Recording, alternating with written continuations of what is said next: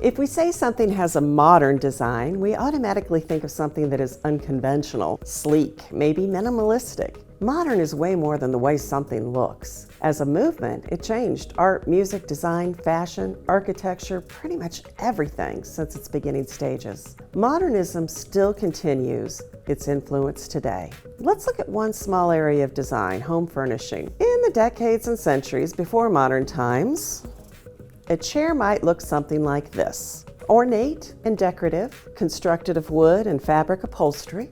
In the early 19th century, chairs started looking more like this. Well, what changed? Well, there were many factors involved, but two of the most important were attitudes and materials. You see, after wars, technology, and social upheaval, people really wanted to see new and fresh ideas. And this gave designers the freedom to think outside the box and try new things. But one of the areas that drove the modern movement was materials. Factories making more products. New materials were being invented. Fiberglass, plastics, plywood, vinyl. A designer's palette seemed endless. And because many of these materials were inexpensive and easy to produce, they could design pieces that were affordable. What if you were a modern designer? For this project, we're going to imagine what it was like to be part of the movement, then design and construct a piece of furniture for a modern customer. First, find a customer. Toys, dolls, action figures, stuffies, and beanbag creatures are all potential clients. Next, explore and gather a range of materials and try to be creative in your thinking. Yes, wood and fabric might be the go-to materials if we were making dollhouse furniture, but as modern designers, we need to think outside the box. Plastics, such as this craft stitchery sheet or plastic poster board. Why not find products to repurpose, such as plastic notebook cover, food container, or plastic lids? With this stitchery canvas, for instance, we can take a piece of that, we can roll it, we can bend it, we can take some aluminum wire or perhaps a needle and some cord, hemp cord or strong thread, and we can move this together into a very basic chair shape. Now, because we don't really want to have ends like this, we can either trim it off with scissors, like so, or we can take a pair of pliers and curl it around to hide the sharp edges and to make it a little bit more sturdy. I'm going to repeat that on the second side.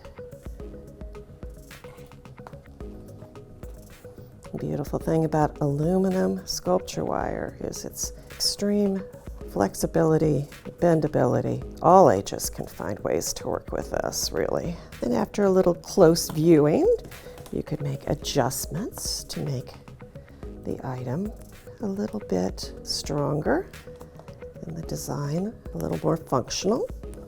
And with a few more tweaks, I might have a great lounge for Mr. Lizard here. Aluminum wire is great for adding support, and another way to add some support is with balsa wood. Balsa wood is super lightweight and easy to cut with scissors. You don't need to have any special tools or saws. It's also very paintable, and I would recommend you could use our Blick matte acrylics to paint it. You can also use just a marker if you wanted to give that more of a deeper wood tone. Very easy to do. And to glue wood together, Aleene's has new Turbo Tacky glue. Turbo Tacky glue dries 50% faster and is stronger than regular tacky glue.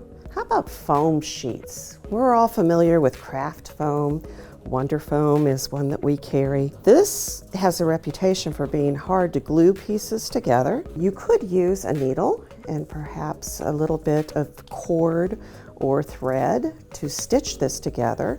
A new product we have is Aleene's Felt and Foam Tacky Glue. So you can, let's just say we'll create kind of a pillow on the end by rolling it again here. Add some of the Felt and Foam Tacky Glue.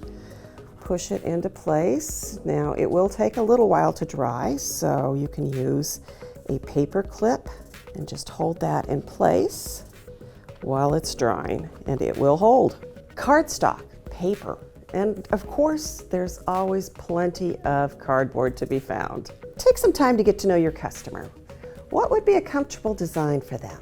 Now, a human-shaped figure would have different needs than, say, a lizard. Take into consideration how the figure moves, how it bends, what weight of material will support them. And to make this project even more fun, we can imagine a setting for the piece that we are about to design. What type of environment will it be placed in? Mr. Lizard here will need something long and loungy, while our art mannequin, being an artist, might enjoy a very unique and visual design. We could draw the room as a backdrop, or if you have access to architecture and design magazines, you could select a habitat for your client and design for it. Now, depending on how you like to work, you might want to do a sketch first of your ideas for the chair, just as I may have sketched out the piece that I just created here. Working with a variety of materials does require some creative problem solving, as every modern designer has experienced. For instance, most classroom glues don't bond with plastic. Don't be frustrated.